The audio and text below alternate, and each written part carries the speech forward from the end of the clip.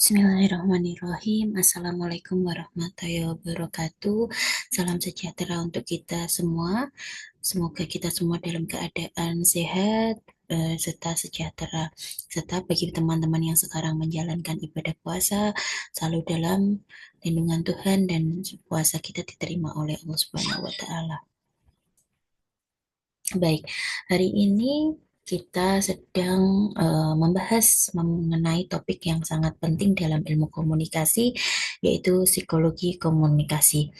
Jadi, apakah psikologi komunikasi itu? Definisi psikologi sendiri yaitu mempelajari perilaku, pikiran, dan mental manusia. Psikologi juga mempelajari hubungan antar manusia dan lingkungan sekitarnya.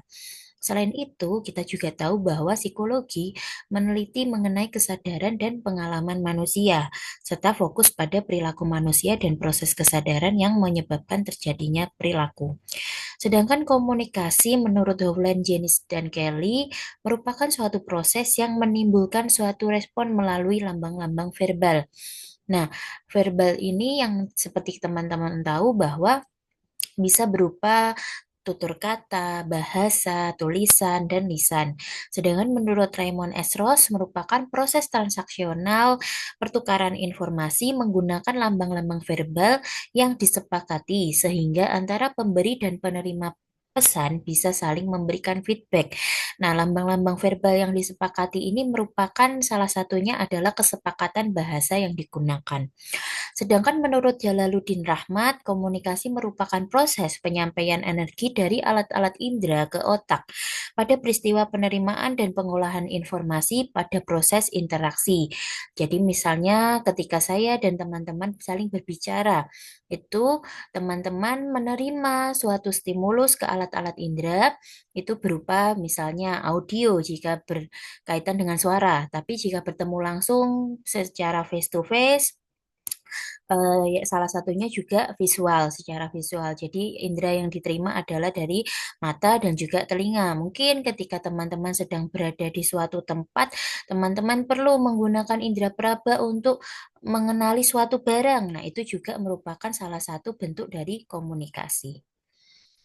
Nah, sedangkan definisi psikologi komunikasi adalah ilmu yang berusaha menguraikan, meramalkan, dan mengendalikan peristiwa mental dan behavioral dalam suatu komunikasi.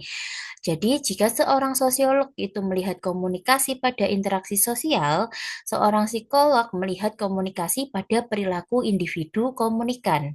Jadi, peristiwa behavioral atau perilaku ini adalah apa yang nampak ketika orang berkomunikasi, perilaku-perilaku seperti apa yang nampak, indikatornya seperti apa, kemudian aspek-aspeknya seperti apa dari perilaku tersebut, itu yang dilihat dari seorang psikolog gitu.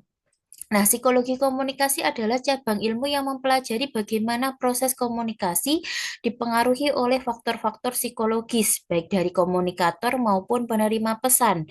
Ilmu ini mengkaji aspek kognitif, afektif, dan perilaku dalam interaksi komunikasi. Nah, contoh lainnya adalah seseorang pemimpin yang memahami psikologi komunikasi dapat menyesuaikan gaya komunikasinya agar lebih persuasif dan mudah diterima oleh bawahannya. Nah, jika ingin memainkan peran perilaku atau psikologinya, maka yang digunakan adalah misalnya gaya komunikasinya itu tadi. Ciri-ciri pendekatan psikologi komunikasi. Yang pertama, penerimaan stimuli secara indrawi. Psikologi melihat komunikasi sejak organ-organ penginderaan menerima stimuli berupa data. Stimuli ini bisa berbentuk orang, suara, warna, ucapan, dan sebagainya yang mempengaruhi individu. Jadi seperti yang saya sampaikan tadi bahwa ketika kita komunikasi pasti ada stimulus yang mempengaruhi indrawi kita gitu. Jadi misalnya tadi lewat mata, lewat telinga, lewat indera peraba seperti itu. Kemudian yang kedua ada proses yang mengantarai stimulus dan respon atau internal mediation of stimuli. Nah, di sini terjadi pengolahan stimulus dalam kotak hitam. Kotak hitam ini memunculkan respon. Jadi misalnya teman-teman ini sedang menerima kabar gembira gitu ya dari seseorang yang mungkin teman-teman sayangi gitu. Nah, ketika teman-teman menerima kabar tersebut, otomatis langsung tertawa, tersenyum gitu ya. Nah, maka em, proses pengantaraan ini disebut keadaan gembira gitu. Nah, itu yang disebut dengan proses pengantaraan. Kemudian ada prediksi respon. Psikologi komunikasi melihat bagaimana respon pada masa lalu dapat meramalkan munculnya respon yang akan datang. Nah, mungkin sebagai seorang mahasiswa psikologi, kita sering sekali disebut sebagai seorang peramal gitu. Padahal kita berangkatnya, jadi kita melihatnya itu memang ada gitu istilah meramalkan atau merediksi respon itu tadi. Nah, caranya bagaimana? Dengan melihat bagaimana respon pada masa lalu dapat memunculkan respon yang akan datang. Misalnya contohnya adalah anak bayi yang pernah disuapin menggunakan sendok panas gitu ya. Nah, awalnya dia tidak tahu bahwa sendok tersebut panas. Ketika disentuhkan ke indera lidahnya, indera pengecap, oh sendok itu rasanya panas gitu ya. Kemudian ketika dia akan makan lagi, dia akan takut gitu. Nah, itu merupakan salah satu bentuk stimulus yang dapat memunculkan atau meramalkan respon yang akan datang. Kemudian ada peneguhan respon atau reinforcement of response. Nah, ini merupakan respon lingkungan atau orang lain pada respon individu yang asli atau disebut juga dengan umpan balik atau feedback gitu. Jadi, ketika saya berbicara dengan teman-teman, dengan orang lain itu saya berharap adanya peneguhan respon atau reinforcement of response yang berupa feedback. Nah, dengan adanya feedback tersebut itu tandanya bahwa pesan yang kita sampaikan itu dapat diterima dengan baik.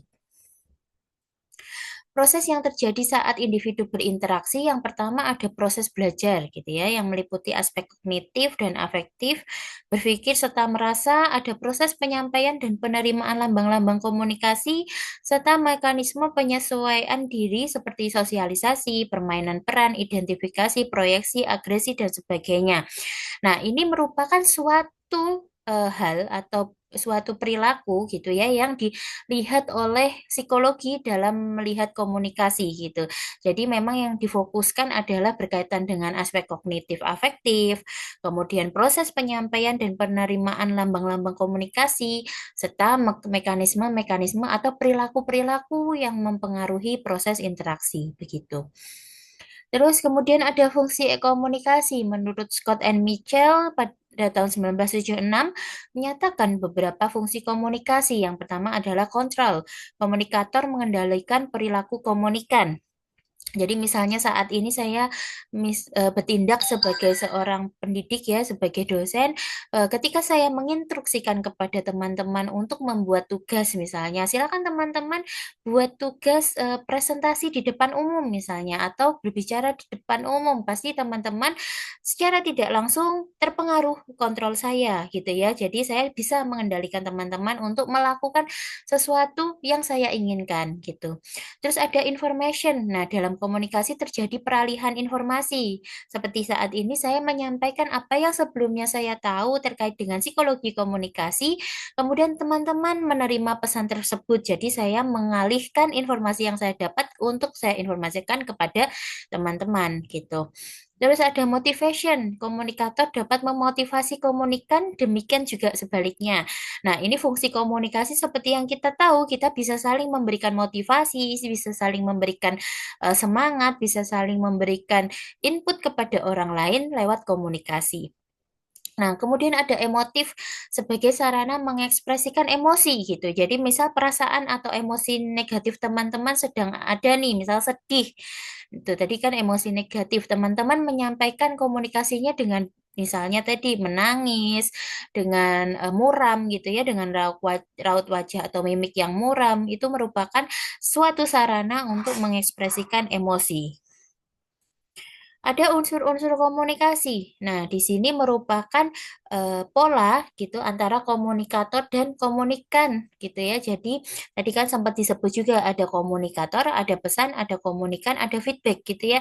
Nah, komunikator ini bertindak sebagai sender atau source gitu. Jadi dia membawa suatu sumber informasi kemudian dalam bentuk pesan atau media yang disampaikan kepada si komunikan atau penerima pesan. Nah, si komunikan atau penerima pesan ini memberikan feedback kepada komunikator sebagai tanda bahwa dia sudah menerima pesan atau media yang dibawa oleh si komunikator. Nah, ini disebut juga dengan sender, source, messenger, atau pengirim pesan. Jadi, seorang komunikator ini merupakan sumber ya dari suatu informasi. Dia diharapkan dapat mengolah gagasannya menjadi suatu pesan gitu. Jadi di dalam komunikator terjadi suatu proses encoding. Nah, apa sih kemampuan yang dibutuhkan seorang komunikator agar komunikasinya efektif gitu? Nah, yang pertama yaitu kemampuan menstrukturkan gagasan menjadi konsep yang sistematis. Kemudian kemampuan bahasa yang baik, empati memahami penerima atau komunikan, menggunakan media dan lingkungan secara tepat, serta culture dan value yang sama, serta kemampuan untuk meminta feedback. Kemudian ada komunikan. Komunikan ini disebut juga dengan istilah receiver atau penerima pesan. Nah, receiver terjadi proses coding, yaitu mengolah pesan yang diterima. Nah, apa saja yang dapat mempengaruhi keefektifan komunikasi? Pada komunikan tentunya sama kemampuan bahasa, jadi sama atau tidak bahasa yang dia pahami antara komunikator dengan komunikan. Em, Kemudian menstrukturkan pesan yang diterimanya sehingga dapat dipahami. Kemudian ada karakter penerima pesan gitu ya. Terus kemudian ada interest dan pengetahuan tentang topik itu sama gitu. Jadi antara komunikator dan komunikan memiliki ketertarikan terhadap suatu topik itu sama, culture and value-nya sama, serta kondisi sebelumnya menyangkut karakter komunikator, motif komunikator, pengalaman dengan komunikator, serta keinginan memberikan feedback. Nah, untuk media komunikasi yang digunakan bisa berupa pilihan bersama, ada beberapa media, misalnya visual, audio, audio visual, tulis, gambar, lisan, langsung dan tidak langsung. Setiap media mempunyai karakter yang berbeda-beda. Nah, kalau pesan itu ada dua, ada pesan verbal dan pesan nonverbal. Nah, pesan verbal ini merupakan suatu bentuk komunikasi yang menggunakan kata dalam bahasa baik secara lisan maupun tulisan. Nah, adapun situasi yang perlu diperhatikan ketika menggunakan komunikasi verbal itu ada formal dan nonformal. Jadi komunikasi secara lisan biasanya cenderung bersifat nonformal, sedangkan tulisan cenderung bersifat formal. Nah, hal ini juga memperhatikan keadaan dan konteks. Misalnya antara teman-teman dan saya pasti ketika di kelas situasinya itu formal ya. Ketika chat saya juga pasti situasinya formal. Tapi mungkin ketika kita bertemu di luar gitu ya sama-sama lagi nongkrong itu pasti arahnya atau situasinya lebih ke non formal. Ada pesan langsung dan tidak langsung. Nah, komunikasi secara lisan biasanya dilakukan secara langsung sedangkan tulisan secara tidak langsung. Terdokumentasi dan tidak terdokumentasi. Nah, komunikasi secara lisan biasanya cenderung tidak terdokumentasikan, sedangkan tulisan cenderung terdokumentasikan.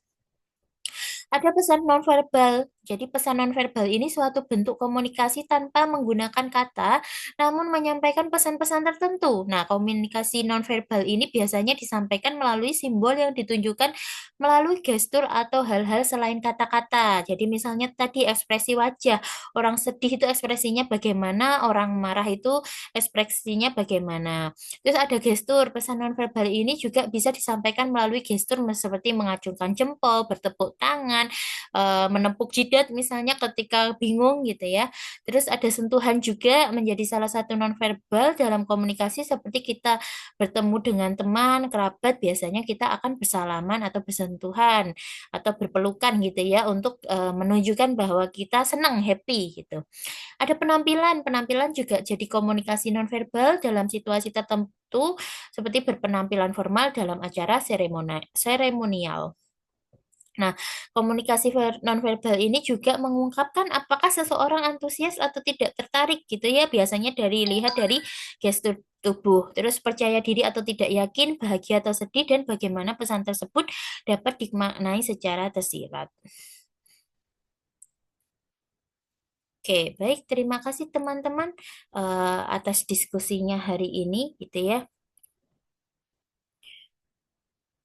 Demikian materi yang dapat saya sampaikan mengenai psikologi komunikasi, mulai dari pengertiannya hingga mungkin contoh-contoh dalam kehidupan sehari-hari. Nah, semoga materi ini dapat memberikan wawasan baru dan membantu teman-teman dalam memahami psikologi berperan dalam komunikasi yang efektif. Jika ada pertanyaan lebih lanjut, teman-teman bisa menyampaikan di grup WhatsApp ya. Silakan bertanya serta aktif untuk berpartisipasi. Tetap semangat, semoga teman-teman selalu dalam lindungan Tuhan. Amin.